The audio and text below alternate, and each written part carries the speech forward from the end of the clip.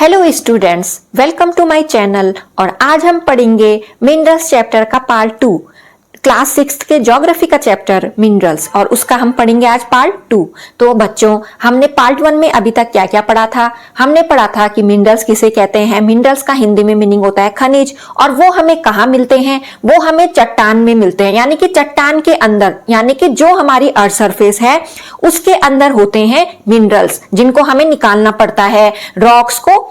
Rock की mining करके, यानी कि खानों की माइनिंग करके वहां से निकलता है मिनरल्स। तो बच्चों, हमने पढ़ा था कि फेरस मिनरल्स क्या हुए, नॉन फेरस मिनरल्स क्या हुए। फेरस मिनरल्स जो आयरन कंटेन करेंगे, नॉन फेरस मिनरल्स जो आयरन कंटेन नहीं करेंगे। और ये जो मिनरल्स होते हैं, इनको कहां से निकाला जाता है? ओर से निकाला जाता है। तो minerals are extracted from their ores. और हमने डिफरेंट जैसे आयरन को उसके ओर से, जो बॉक्साइट है उसको उसके ओर से निकाला। बॉक्साइट जो ओर है वहां से क्या निकलता है?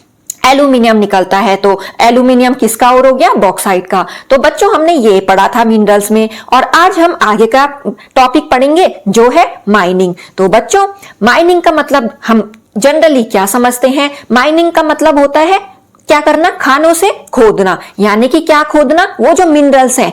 माइनिंग यानी कि बड़ी बड़ी खाने, माइंस होती हैं, जैसे कोल की माइंस होती हैं, वहां से कोल हमें मिलता है। तो बच्चों, हमें उसके लिए क्या क्या नहीं करना पड़ता? हमें उसके लिए ड्रिलिंग करना पड़ता है, जिससे कि हम उस कोल को पा सकें। इस प्रोसेस से होके हमें पास होना पड़ता है, हमें उस प्रोसेस को करना पड़ता है। तो बच्चों, माइनिंग क्या होता है? अब हम ये पढ़ते हैं। Mining is the extraction of valuable minerals और other geological materials from the depth of the earth. जो माइनिंग होता है बच्चों, वो एक्सट्रैक्शन होता है किसका? मिनरल्स का। और जो भी जियोलॉजिकल मटेरियल है, जियोलॉजिकल का मतलब जो भी इस अर्थ के अंडरग्राउंड यानी कि नीचे है, उनको निकालना पड़ता है उतनी गहराई में जाके। किसकी गहराई? अर्थ की गहराई में जाके हमें खोद के निकालनी पड़ती हैं। Different types of ores include metals, coal, oil shale, gemstones, limestone, rock salt, potash, gravel, clay, mineral oil etcetera. तो बच्चों, ये चीजें, यानी कि इतने सारे जो ओर्स हैं, ये निकाले जाते हैं वहां से खुदाई करके। ये ऐसे नहीं मिलते हमें जमीन में पड़े हुए, हमें इनके लिए खुदाई करनी पड़ती है।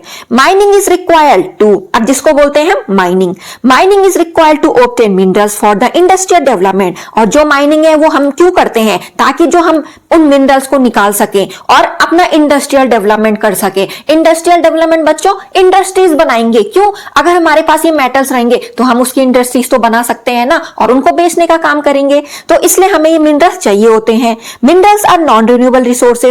और जो मिनरल है बच्चों, वो नॉन रिन्यूएबल रिसोर्सेज है। नॉन रिन्यूएबल रिसोर्सेज का मतलब क्या हुआ? जो हमें आसानी से दोबारा नहीं मिल सकते, उनको होने में, उनको बनने में बहुत ज्यादा टाइम चाहिए। तो इसलिए हमें उनको सोच समझ के यूज करना चाहिए। उनको ऐसे नहीं यूज करना चाहिए कि ये हमें मिल रहा है, हम इसको बहुत ज्यादा यूज करें, ओवर यूज करें, और वो एक बार खत्म ही हो जाए। और जब बच्चों एक बार खत्म हो जाएगी, हमें वो दोबारा नहीं मिल सकती है। मिलेगी, बट उसके लिए हमें बहुत ज्यादा इंतजार करना पड़ता है। इसलिए हम इनको non renewable source of energy कहते हैं, नॉन रिन्यूएबल रिसोर्सेज कहते हैं। विंड, सन, वाटर, तभी तो कहते हैं जो पानी है उसको सोच समझ के यूज करा करो। ऐसे नहीं कि तुम पानी मिल रहा है तो उसको इतना यूज करो उसका कि एक दिन वो खत्म हो जाए। तो इसलिए ये non renewable resource of energy है बच्चों। तो मिनरल्स भी non renewable resource of energy है।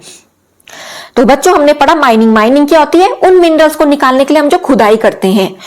Impact of mining operations usually create a negative environmental impact both during the mining activity and after the mine has closed। तो जो mining operations है बच्चों, जो माइनिंग प्रोसेस करते हैं, जो वो क्या होती है? इम्पैक्ट कैसा छोड़ती है, अपना प्रभाव कैसा इम्पैक्ट डालती है? नेगेटिव अच्छा इम्पैक्ट तो नहीं है बच्चों। क्यों? क्योंकि माइनिंग के प्रोसेस के दौरान जब वो जो माइन है वो क्या हो जाती है? क्लोज हो जाती है। That is why the nations of the world have passed regulations to decrease the impact. इसलिए जो नेशन है हमारे, यानी कि अलग अलग कंट्रीज जो हैं, वो अलग अलग रेगुलेशन पास करती है, यानी कि बच्चों रूल्स पास करती है, ताकि जो इम्पैक्ट है उसका डिक्रीज ना हो। मतलब अगर हम जो माइनिंग करते हैं तो उससे जो इन्वायरमेंटल डिग्रेडेशन है ना, वो भी होता है। इन्वायरमेंटल डिग्रेडेशन क्यों? क्योंकि जहां पे हमने माइनिंग करनी होगी वहां पे तो हमें बहुत तोड़फोड़ करनी होगी ना। तो ये तो इतना अच्छा काम नहीं है, बट इसलिए जो गवर्नमेंट है वो रूल्स बनाएगी इन पे, ताकि लोग इसका ओवर यूज ना करें। और अगर ओवर यूज करेंगे बच्चों तो वो चीज क्या हो जाएगी? एक तरफ से खत्म हो जाएगी, और जो हमारी अर्थ है उसको भी नुकसान पहुंचता है। Types of mining, but work safety has long been a concern as well as modern practices. और बच्चों जब हम माइनिंग में काम, जो लोग मतलब जो लेबर है वो काम करेंगे उस माइनिंग में, तो उनकी जिंदगी भी तो खतरे में है। क्यों? क्योंकि वो इतने नीचे गहराई में जाते हैं। बाय द वे, अगर कोई भी मतलब जो ऊपर से अगर कोई मिट्टी वगैरह या जो भी है चट्टान अगर वो खिसक गई तो इसलिए ये इतना भी अच्छा काम नहीं है। और क्या होता है कि हमें जो ये काम लोग करते हैं उनको बहुत सेफ्टी से काम करना चाहिए, करना तो चाहिए पर सेफ्टी बहुत ज्यादा इसका ख्याल रखना पड़ता है, यानी कि हम अपनी की सुरक्षा कर सके। Types of mining, there are 2 types of mining method. 2 type के माइनिंग मेथड है, surface mining digging down from the surface and sub surface mining. एक तो हो गई बच्चों सरफेस माइनिंग, जिसमें कि क्या करते हैं हम सरफेस को डिगिंग यानी कि खोदते हैं, और दूसरी हो गई सब सरफेस माइनिंग। अब सब सरफेस माइनिंग में क्या होगा बच्चों? Cutting small shafts into the earth and excavate from with in. और जो शाफ्ट है उसको हम उतने अंदर तक डालेंगे अर्थ में, ताकि जो मिनरल्स है वहां से निकल पाए। क्यों? क्योंकि जो ज्यादा नीचे होगा, जो ज्यादा गहराई में, उसके लिए तो शाफ्ट ही यूज करेंगे बच्चों उस मिनरल को निकालने के लिए, और सरफेस में थोड़ा ही खोदना पड़ेगा, हमें वो मिनरल मिल जाएगा। तो 2 टाइप की माइनिंग हो गई, surface mining and sub surface mining. Open cast और सरफेस माइनिंग। ओपन कास्ट और सरफेस माइनिंग क्या हुई? Surface mining is done by removing surface vegetation, dirt and layers of bedrocks in order to reach the buried mineral deposits. तो बच्चों surface mining का मतलब जिसमें हम उस सरफेस को खोदेंगे उसको, जिसमें कि जो हमारी अर्थ की लेयर है वो भी तो अलग अलग है ना, तो हम उस सरफेस को जब खोदेंगे तो उसके बाद क्या करेंगे, हमें जो मिनरल है वो नीचे दबे हुए होते हैं, तो उनको निकालने के लिए हमें खुदाई करनी पड़ती है। और क्या टेक्निक यूज करते हैं हम सरफेस माइनिंग की? Open pit mining. एक तो होती है ओपन पिट माइनिंग, जिसमें क्या होता है, this is a recovery of materials from an open pit in the ground. जिसमें क्या होता है, जो हम जैसे खुदाई करेंगे, हमें वो मिनरल मिल गए, हम उनको डिपॉजिट कर देंगे ग्राउंड में। और quarrying, it is identical to open pit. Quarrying का मतलब डिगिंग करना, वो भी वही खुदाई करना और उन मिनरल को निकालना और उसको ग्राउंड में डिपॉजिट कर देना बच्चों। तो जैसे कि ये हो गई हमारी क्या, ओपन पिट माइनिंग। ये देखिए ये हो गई ओपन पिट माइनिंग, इसमें हमें थोड़ा डिगिंग करना है और हमें मिनरल मिल जाएगा। हमें मतलब इसके लिए बहुत नीचे खुदाई करने की जरूरत नहीं पड़ेगी, और जो भी हमें मिनरल मिला उसको हम ये देखो, ये जो है ना यूज हो रही है ये मशीन्स, ये इसको गैदर कर रही है और इस ट्रक में डाल दे रही है। तो ये कोई क्वेरिंग हो गई बच्चों। तो हमने पढ़ा सरफेस माइनिंग के अंदर open pit mining and quarrying. Third one, strip mining. This consist of stripping surface layers of to reveal ore seams underneath. तो बच्चों जब स्ट्रिप माइनिंग कब होगी, जब हमें थोड़ा नीचे और गहराई में थोड़ा और नीचे जाना पड़ेगा खुदाई करने के लिए, तो उस टाइम क्या बनाएंगे हम, स्ट्रिप बनाएंगे। स्ट्रिप का मतलब जैसे आप देखते हो ना पट्टी, उसको बोलते हैं ना स्ट्रिप, तो वैसे टाइप की। तो देखिए वो जो ये जो खुदाई हो रही है कैसे हो रही है, लाइन बाय लाइन, ये स्ट्रिप हो गई बच्चों, ये इसको बोलेंगे strip mining. Mountain top removal. अब माउंटेन टॉप रिमूवल क्या हुआ बच्चों? माउंटेन टॉप रिमूवल में होगा जैसे कि हमें ऐसा पता चला है कि इस जगह में हमने खुदाई करनी है, यहाँ कोई मेटल पाया जाता है, तो हमने उस माउंटेन के जो टॉप है उसको रिमूव कर देना है। किसके लिए? ताकि हम वहां खुदाई कर सके। इसको बोलेंगे माउंटेन टॉप रिमूवल।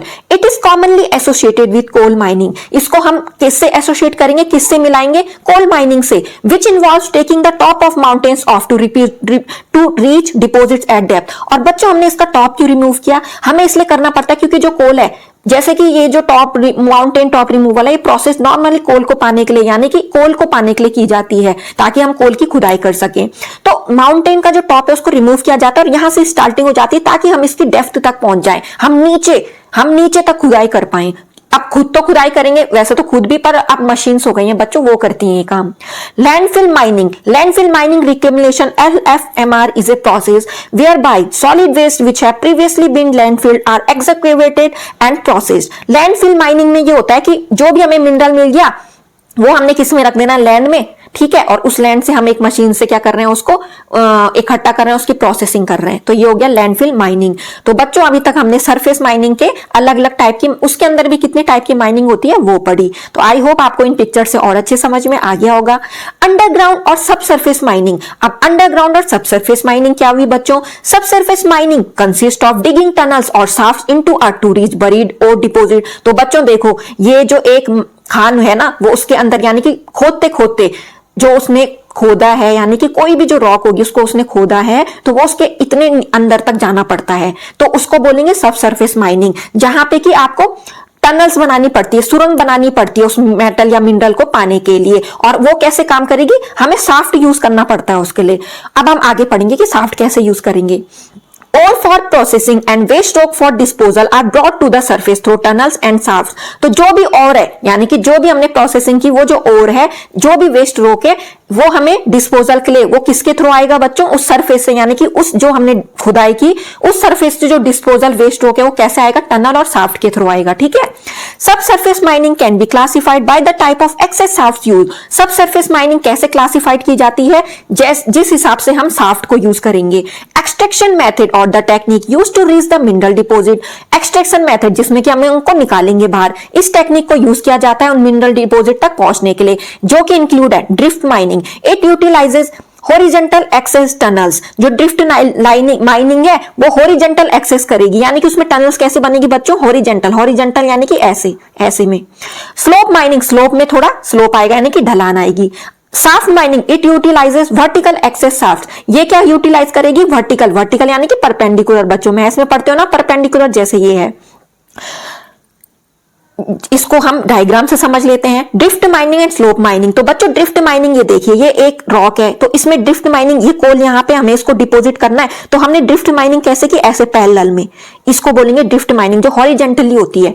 और स्लोप माइनिंग ऐसे की हमने, ये देखिए ढलान है ना थोड़ा, ये देखिए जैसे इसका स्ट्रक्चर है, ये है ना ढलान थोड़ा आ रखी है, तो इसको बोलेंगे हम स्लोप माइनिंग। और यहाँ पे कोल बेड है और इस टनल के थ्रू हम इसको बाहर निकालेंगे, तो ये हम डायगोनल यूज करेंगे। डायगोनल भी तो ऐसे होता है बच्चों, ऐसे में, तो वैसे उसको बोलेंगे स्लोप माइनिंग। और ड्रिफ्ट माइनिंग जिसमें हम पैरेलल ले जाएंगे, यानी कि हम जिसमें माइन कैसे करेंगे? हॉरिजॉन्टल वे में करेंगे बच्चों। उसके बाद आपको यहाँ पे अलग अलग, जैसे कि आप देखिए सरफेस माइनिंग मेथड, सब सरफेस माइनिंग मेथड में हमने एक ड्रिफ्ट माइनिंग यूज की, एक स्लोप माइनिंग यूज की, और ये हमने शाफ्ट लगा रखे हैं।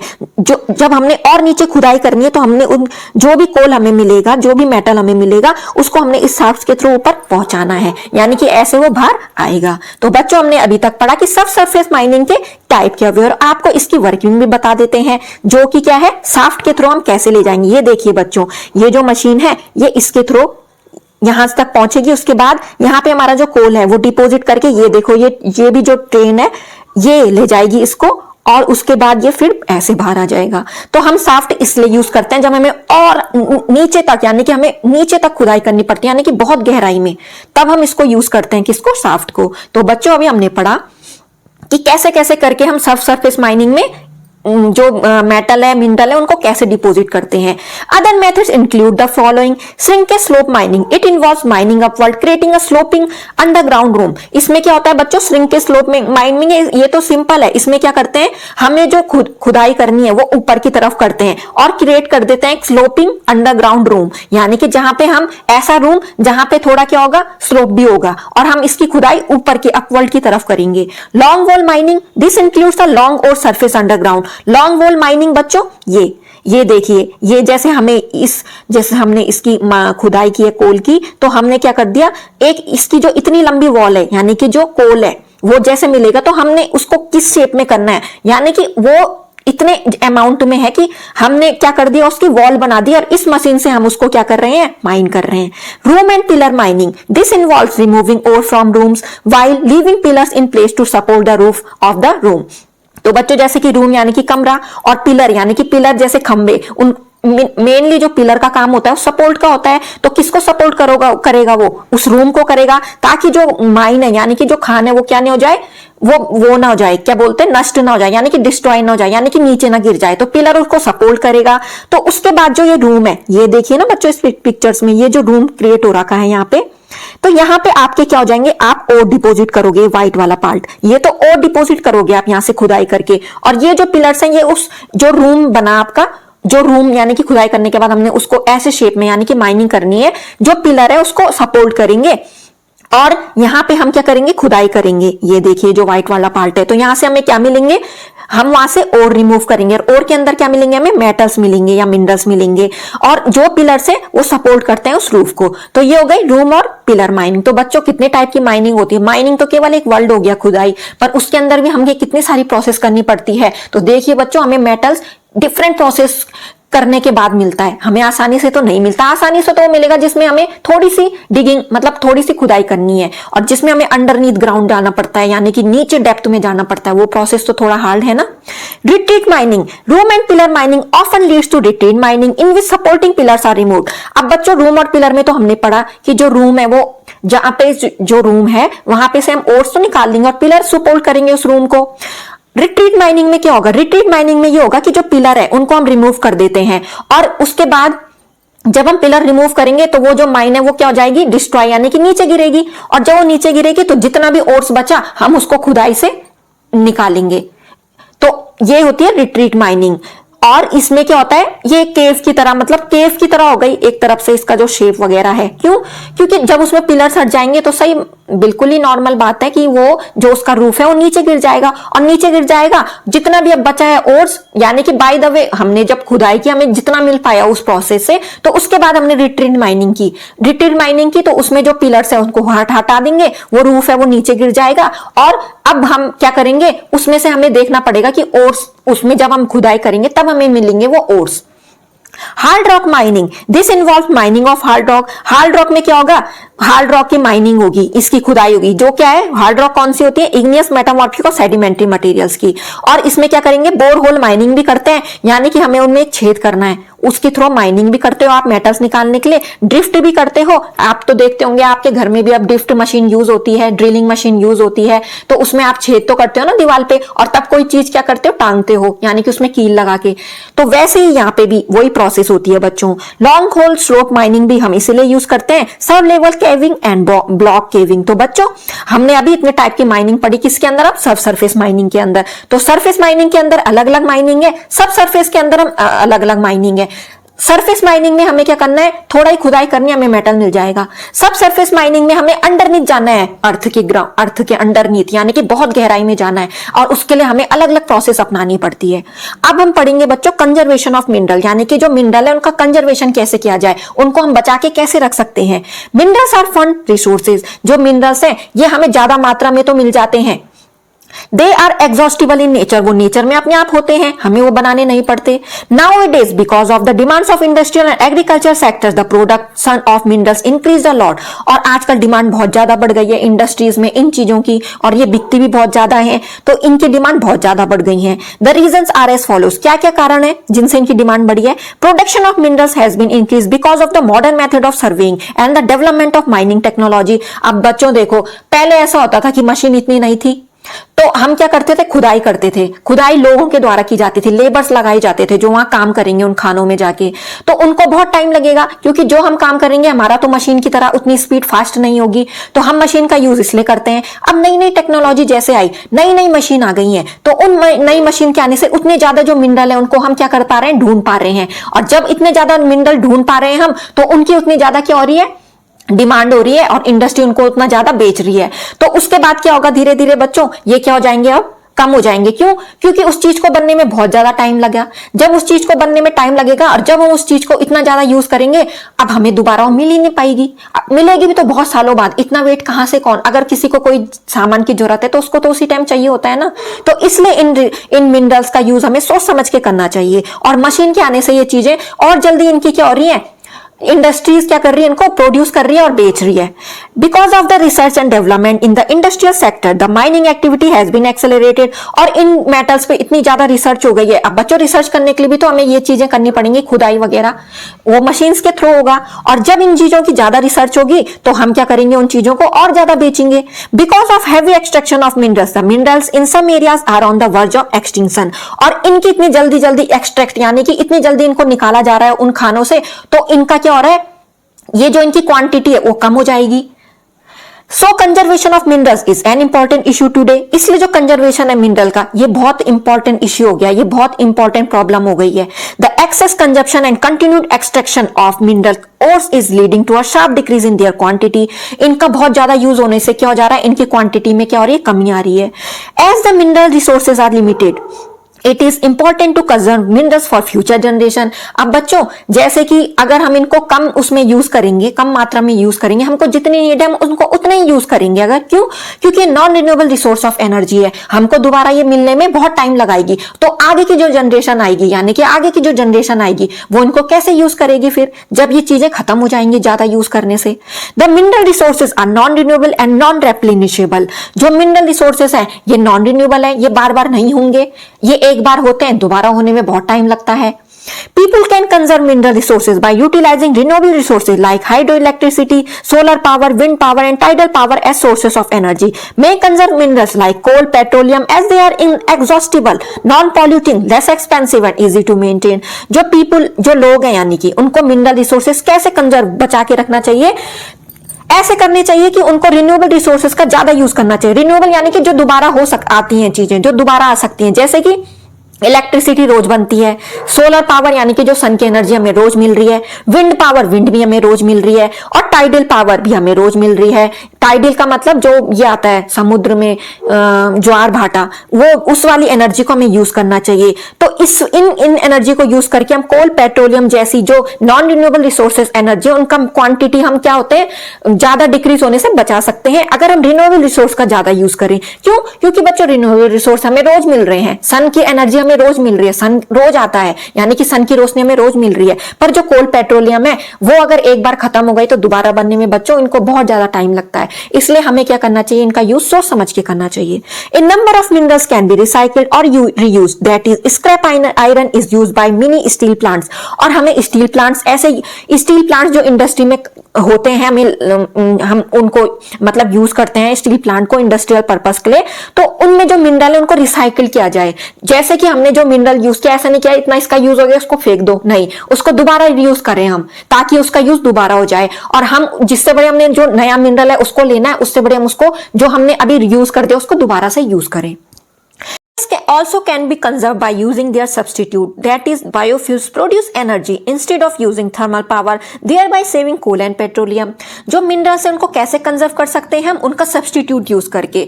जैसे कि बायोफ्यूल्स है, बायोफ्यूल्स आप घर में भी बच्चों बना सकते हो। जैसे बायोफ्यूल्स आप कैसे बना सकते हो, जो काऊ डंग होता है, ठीक है, उसको सुखा के ना, उसको सुखा के भी तो हम यूज करते हैं, तो वही ऐसे करके आप यूज कर सकते हो। और इससे की जो थर्मल पावर है, जैसे कि कोल का यूज है, तो वो क्या हो जाएगा, थोड़ा उसकी क्वांटिटी हम यूज कम कर पाएंगे जिससे कि वो बचा रहे, देयर बाय सेविंग कोल और पेट्रोलियम। तो ऐसे करके बच्चों हम बायोफ्यूल यूज करके हम इन चीजों का जो क्वांटिटी है उसको घटने से रोक सकते हैं। Fuel minerals can be saved by avoiding wastage. जो फ्यूल मिनरल है जैसे कि पेट्रोलियम, पेट्रोल, ऑयल वगैरह, ये हम कैसे कर सकते हैं सेव, इनकी वेस्टेज को अवॉइड करके। इनको हम जितना ज्यादा हमें जब काम हो ना, हम इन चीजों को तभी यूज करें, इनको बेफालतू फिजूल खर्च ना करें इन फ्यूल्स को। And bringing efficiency in mining technology, और कैसे माइनिंग टेक्नोलॉजी में भी हम इस एफिशिएंसी को फिर घटा सकते हैं। क्यों? क्योंकि बच्चों अगर ज्यादा से ज्यादा माइनिंग होगी तो ये मेटल ज्यादा निकलेंगे, और ज्यादा निकलने से इंडस्ट्रीज में इनकी डिमांड ज्यादा बढ़ेगी। और जब हम फ्यूल मिनरल्स का सिर्फ खुद अपने आप ध्यान रखेंगे कि हमको इनको ज्यादा वेस्ट नहीं करना है, जितना इनका लिमिटेड यूज है उतना ही यूज करना है, तो ऐसे हम इनको बचा सकते हैं। Several steps have been taken to control the use of minerals. बहुत सारे स्टेप लिए जा चुके हैं इन मिनरल्स को यूज करके इनका कंट्रोल करने की, यानी कि इनको हम नियंत्रण कर सके इनका use. The government is also trying to control the haphazard use of minerals. और जो गवर्नमेंट है वो भी क्या कर रही है, कंट्रोल कर रही है इन चीजों को, जो हैपहैजार्ड यानी कि ज्यादा मिनरल यूज होने से जो भी हमें आगे इसके नुकसान भुगतने पड़ेंगे, इसके परिणाम भुगतने पड़ेंगे, हमें इसका डिसएडवांटेज फेस करना पड़ेगा, तो उसके लिए जो गवर्नमेंट है वो रूल बनाती है ताकि ये चीजें कंट्रोल में यूज की जाएं। क्यों? क्योंकि बच्चों जो मिनरल है वो नॉन रिन्यूएबल रिसोर्स है, एनर्जी है, कोल, पेट्रोलियम, ये चीजें, ऑयल, तो ये क्या होती है, एक लिमिटेड टाइम लगाती हैं। लिमिटेड टाइम भी नहीं होता, बहुत ज्यादा टाइम होता है, सालों लग जाते हैं बच्चों, सालों। तो इन चीजों को होने में बहुत लंबा टाइम लगता है। तो इसलिए बच्चों जो मिनरल है हमें उनका यूज सोच समझ के करना चाहिए। तो बच्चों आज का चैप्टर मिनरल्स हुआ फिनिश। आई होप आपको ये मिनरल चैप्टर अच्छे से समझ में आएगा, और जो मैंने पिक्चर्स इसमें यूज की हैं उनके थ्रू आप और अच्छे तरीके से समझ सकते हो कि जो माइनिंग है वो कितने टाइप के, और उसमें कैसे कैसे उनको निकाला जाता है किनको, मिनरल्स को। तो बच्चों हमने आज के चैप्टर में ये भी पढ़ा कि जो मिनरल है उनका हमें सोच समझ के यूज करना चाहिए। तो बच्चों आज पार्ट 2 में मिनरल्स का चैप्टर हुआ फिनिश। अब मैं मिलूंगी आपको नेक्स्ट वीडियोस में, और मेरे वीडियोस ऐसे ही देखते कीजिए, और मेरे जो वीडियोस उनको लाइक और मेरे चैनल को सब्सक्राइब करना ना भूलिए, और चैनल को जो वीडियोस है और चैनल है उनको उसको शेयर भी कीजिए। Thanks for watching my video.